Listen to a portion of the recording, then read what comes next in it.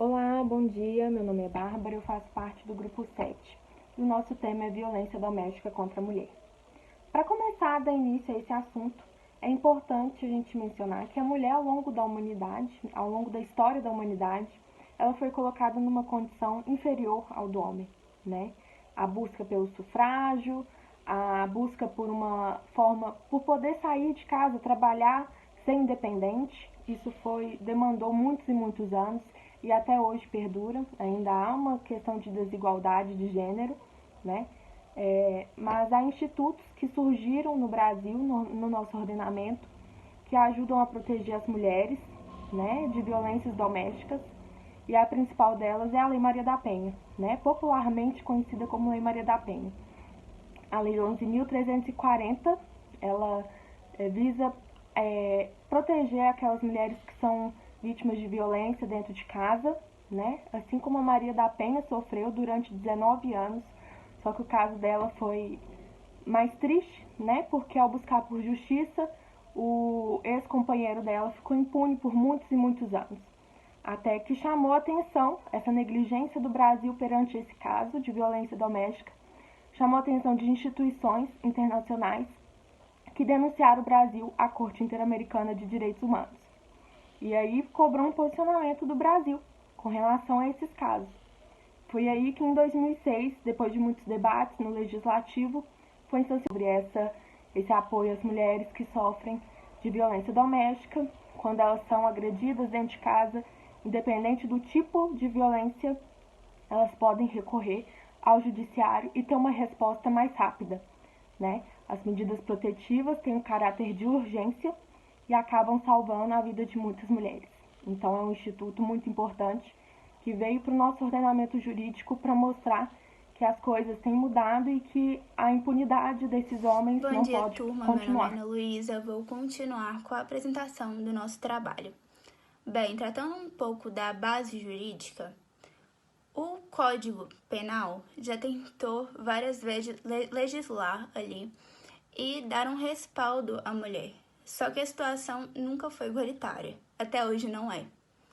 Tanto que a gente tem que colocar mais leis ali para tentar alcançar essa igualdade, que até hoje, com as leis ali próprias do nosso Código Penal atual, a gente não consegue. Por isso que a gente tem outras leis especiais. Mas, enfim, o Código Penal de 1830, que vigorou até 1940, ainda era muito pior.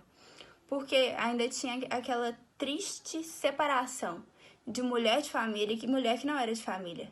Como é que a gente pode fazer essa separação? Antes tinha. Mas hoje, no nosso código, a gente tem uma série de proteções. Por quê? A mulher, ela é um grupo minoritário. Sim, minoritário. Mesmo que a gente seja a maior quantidade de população. Olha a quantidade de mulher que tem no mundo, né? Mas fala minoria justamente por causa do preconceito, do julgamento que a gente sofre na sociedade. Visando isso, o Código Penal atual, que fala atual, mas é de 1940, ele é válido em tratar como fator de majorar uma pena, uma violência ali, ser contra a mulher grávida. Por quê? Porque merece realmente mais proteção, mais respaldo legal do nosso ordenamento jurídico. E aí, a gente teve uma grande evolução em questão de punição. Por quê? Porque nós, mulheres, sofremos tanto na sociedade que, às vezes, somos mortas justamente por sermos mulheres. E aí que vem a importância do feminicídio para realmente dar uma pena mais majorada àquele que faz aquilo com a mulher, quer dizer, a mata, infelizmente, né? A mata ali por ser mulher, pelas razões e condições de mulher. Por que você morreu? Justamente por ser mulher. Isso é tão ridículo, isso é uma coisa tão triste a gente ter que ter uma lei ali, mesmo já tendo um homicídio, mas a gente tem. Mas para esse trabalho especificamente, como é violência contra a mulher, não chegou nesse nível trágico da morte, a gente vai ter como a melhor base jurídica, que é a Lei Maria da Penha. A Lei Maria da Penha, ela vai resguardar a mulher quando ela tem alguma situação ali de violência e ela precisa se proteger. Então a gente tem a Lei Maria da Penha. E é ela que vai dar essa proteção à mulher, e a gente tem vários casos. Bom, em relação à base jurídica, é importante a gente trazer alguns dados e índices que cercam o país em relação à violência doméstica. Entre janeiro e novembro de 2018, foram notificados aproximadamente 15 mil casos em relação à violência doméstica no país. Sendo desses casos notificados, 58% cometidos por companheiros ou esposos da vítima e 42% por parentes, ou seja, padrastos, avós, tios, primos, pessoas que vivem no mesmo âmbito familiar. E 83% das vítimas possuem entre 18 e 59 anos, mas a maior margem de concentração da idade e de notificações é entre 24 e 36 anos, ou seja, mulheres adultas que provavelmente estavam vivendo em um relacionamento afetivo dentro de seus lares e se deparam com a violência doméstica. As vítimas maiores de 60 anos correspondem a 15% desse número registrado e as menores de 18 anos, aproximadamente 2% das estatísticas. É importante a gente trazer aqui que esses números notificados não correspondem à realidade. A gente vive em um país em que a procura é sempre voltada ao medo.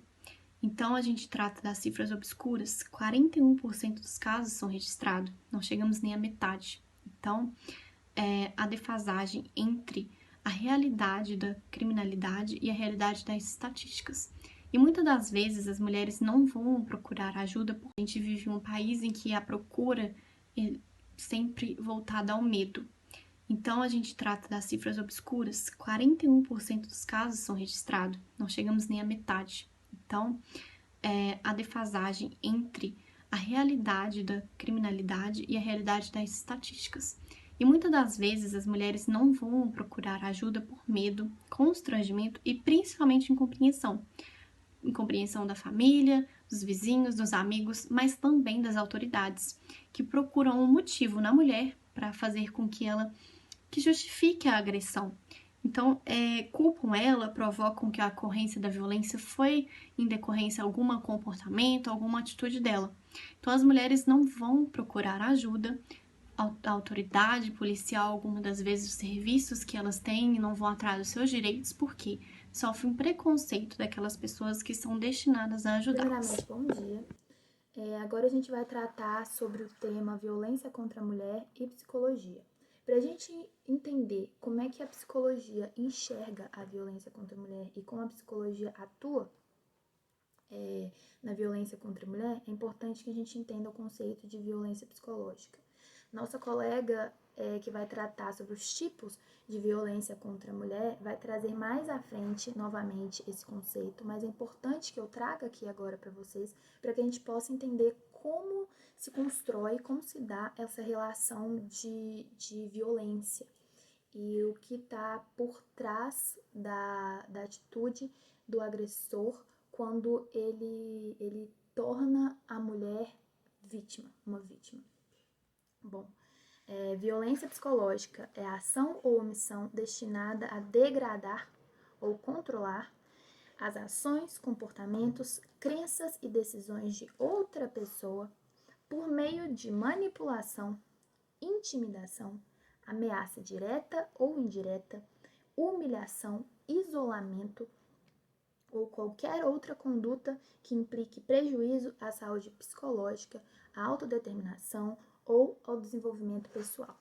Bom, em regra, as relações de violência, elas não têm início com tapa, com chute, com empurrão e nem mesmo com homicídio. Em regra, geralmente, elas começam de forma velada, elas começam com a manipulação, elas começam com a tentativa do agressor de isolar a vítima, elas começam com a intimidação, com a ameaça, tudo isso como uma tentativa daquele agressor de degradar e controlar a vítima, a vida da vítima. Então, é importante que a gente entenda que toda relação de violência é uma relação de poder, onde a vítima, nesse caso, é a mulher, e existe o agressor, que é aquele que pratica a violência. Bom, e quais são as consequências que aquela vítima muitas vezes leva para a vida inteira, né? Bom, a mulher vítima de violência, ela pode apresentar transtornos mentais comuns, como depressão e ansiedade, transtorno de estresse pós-traumático. Muitas vezes elas apresentam pensamentos com ideação suicida, muitas vezes tentam suicídio e, infelizmente, muitas delas conseguem. Então, a violência contra a mulher é uma violação dos direitos humanos e ela deve ser tratada diretamente pelos profissionais da rede de saúde, entre eles o psicólogo, e deve ser um tema de responsabilidade do sistema de justiça também.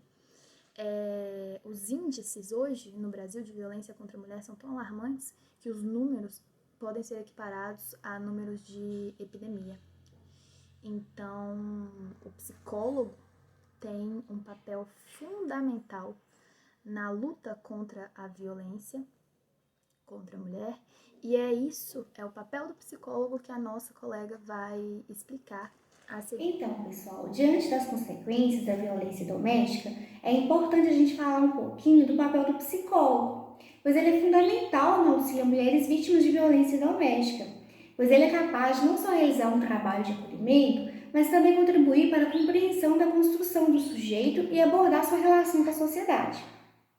O psicólogo, independente da abordagem ou método escolhido para realizar esse tipo de atendimento, ele deve primeiramente criar uma relação, um vínculo terapêutico com a vítima, fazendo com que ela se sinta num ambiente seguro e confiável, pois somente dessa forma é que ela conseguirá compartilhar experiências vividas que lhe causaram sofrimento. O atendimento psicológico ele tem como objetivo, por exemplo, abordar questões como acolher, orientar, trabalhar a rigidez da vítima, a não vitimização, trabalhar a autoestima, ajudar com que a cliente se conheça, trabalhar questões de identidade com a cliente, o autoquestionamento, levar a reflexão dos seus pensamentos e, em caso de reincidência, verificar o que leva a vítima a se relacionar com homens muito parecidos, o que leva a essas escolhas, fazer com que elas resgatem sua condição de sujeito, resgatar seus desejos, suas vontades que ficaram encobertas e anuladas durante o período que conviveram em uma relação de violência. Diante disso, resta claro que cuidar de uma vítima de violência não é apenas afastá-la de seu agressor, mas é dar a oportunidade para que ela se abra e tente reaver a estabilidade e o equilíbrio que ela possuía antes de ficar cativa do sofrimento. Neste aspecto de revisitar a si mesma, de refletir sobre a situação em que vive ou que viveu e procurando dar um novo rumo, é que se faz necessária a presença do profissional da psicologia, que possui as ferramentas e os métodos para auxiliar tais indivíduos. A violência contra a mulher pode se manifestar de diversas formas e não só da forma física, como muitas vezes nós entendemos ao falarmos de violência contra a mulher. A Lei Maria da Penha prevê em seu artigo 7º 5 formas de violência doméstica e familiar contra a mulher. São elas a violência física, a violência psicológica, a violência moral, a violência patrimonial e a violência sexual. É importante entendermos que esses tipos de violência, esses tipos de condutas, não acontecem isoladamente e causam grandes danos às mulheres. A violência física ela é entendida como qualquer conduta que cause dano à integridade ou à saúde corporal da mulher. São exemplos desse tipo de violência o espancamento, o sufocamento, o estrangulamento, o ato de atirar objetos, o ato de apertar o braço e sacudir, as lesões causadas por objetos cortantes, por objetos perfurantes, bem como as queimaduras e as torturas. A violência psicológica, por sua vez, ela é entendida como qualquer conduta que cause dano emocional à mulher e que venha controlar os seus atos, os seus pensamentos, as suas decisões e também que cause aí uma diminuição no desenvolvimento da mulher. São exemplos desse tipo de violência a humilhação, a ridicularização, a vigilância constante e a limitação do direito de ir e vir da mulher. Meu nome é Amanda e falarei hoje sobre 3 tipos de violência contra a mulher: violência moral, violência sexual e violência patrimonial. A violência moral está pautada na calúnia, difamação ou injúria contra as mulheres. Assim, quando há a exposição da vida íntima da vítima, quando a mulher sofre algum julgamento pela forma de se vestir, por exemplo, se caracteriza a violência moral. É comum vermos nas redes sociais esse tipo de violência. A imagem da mulher é destruída e pode gerar diversos problemas para a vida daquela pessoa. A extensão da violência moral geralmente é muito grande por ser algo tão público. Falarei também sobre violência sexual, que é qualquer conduta que constranja a mulher a presenciar, a manter ou a participar de relação sexual não desejada, mediante intimidação, ameaça ou coação, com o uso da força. Exemplos de violência sexual são estupro, o ato de impedir o uso de métodos contraceptivos ou até mesmo forçar um aborto.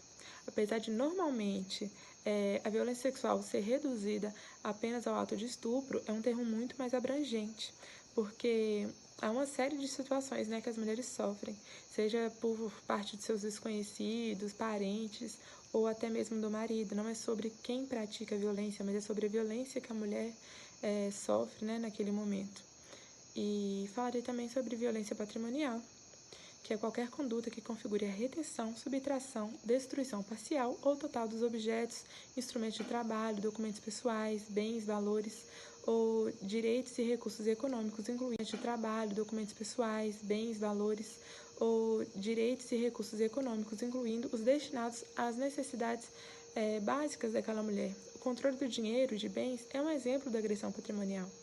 Basicamente, a forma mais grave é tirar totalmente a independência financeira da mulher.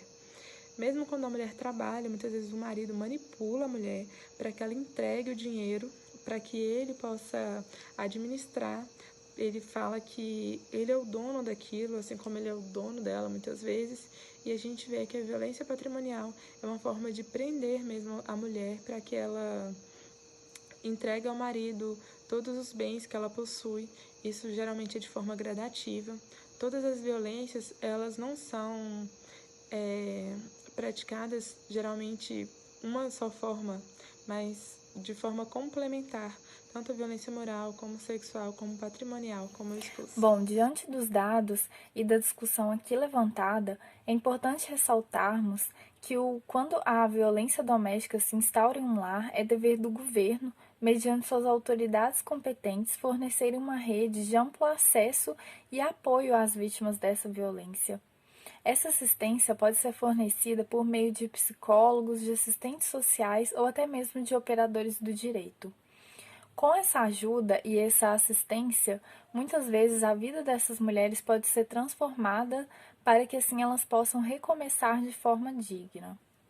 Além dos dados falados aqui no trabalho, a ONU Mulheres postou um documento de importantíssima necessidade em que ressalta o número expressivo em relação ao aumento de denúncias da violência contra a mulher em todo o mundo em decorrência dessa quarentena.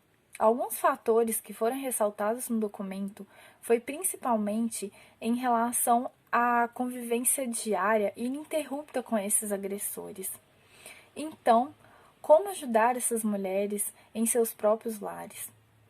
Bom, é uma pergunta difícil de se responder, mas muitas vezes devemos levar em consideração a educação básica fornecida para nossas crianças.